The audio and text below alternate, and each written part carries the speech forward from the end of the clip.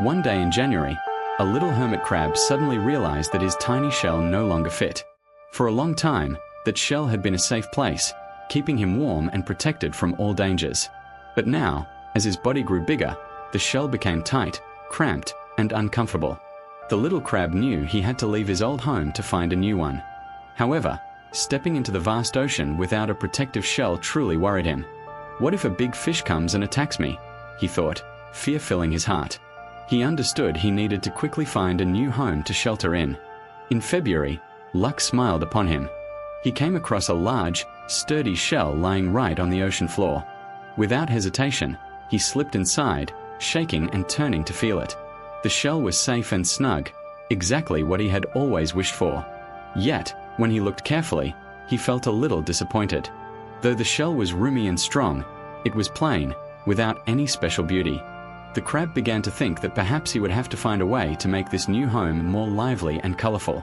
After gaining a strong but dull home, he decided to make it more beautiful. In March, while slowly swimming along the seabed, he found soft sea anemones swaying gently with the current. Admiring their beauty, he invited a small anemone to live on his shell. The anemone agreed, and suddenly the shell looked far more graceful. In April, he encountered a group of starfish crawling slowly across the sand, sparkling like tiny stars.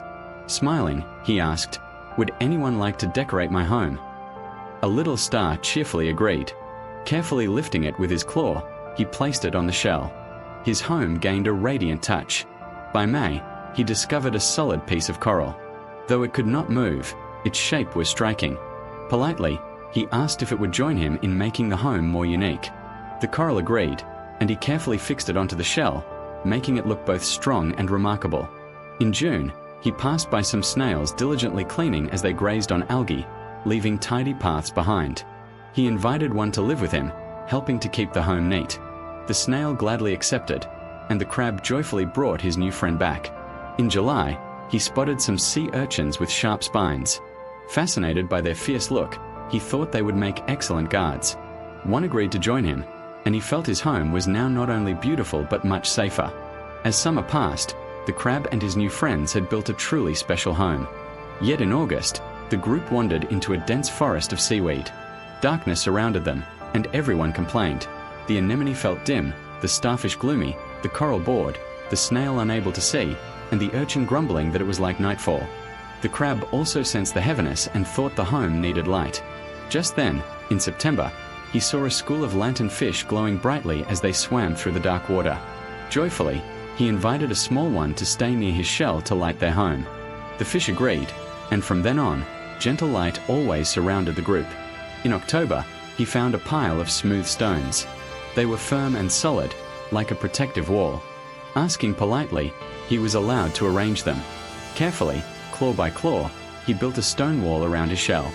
Looking at his completed home, he felt so proud. "Now my house is truly perfect," he exclaimed. Time passed quickly, and by November, the little crab realized his body had grown much larger. The once roomy shell now began to feel tight again.